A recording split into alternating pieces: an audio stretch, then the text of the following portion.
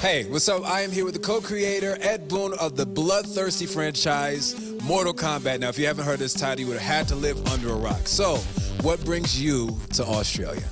We are here to talk about our new game called Injustice: Gods Among Us. It is the ultimate superhero fighting game experience. I think the main thing that we always wanted to do is to make the environments play as big of a role in the outcome of the fight as the characters that you pick. We've added interactive objects that the characters can actually use in the fight, and then also the characters use them differently based on the characters you selected. Can you tell us a little bit about the story of Injustice? Well, you know, these characters are known to have been in the Justice League, and so we're kind of turning the whole who's a hero, who's a villain on its side. That actually kind of brings me to my next point. How would you guys set up a fight like Superman fighting Batman? How do you level the playing field? That's part of what our story does, is it explains, you know, first of all, why would Superman be fighting Batman? They're colleagues. And then also, why would it even be a fair fight? Because obviously everybody would just pick Superman if it was to what they were expecting. So we have elements in the story that do balance things out a little bit more, and a lot of it is going to be explained throughout the story mode.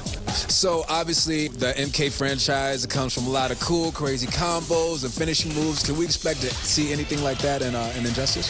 You know, Mortal Kombat was a little more on the violent side. This is more on the outrageous side. You know, Superman punches somebody into outer space, picking up cars, throwing people through buildings, crazy over-the-top events, as opposed to the blatantly violent.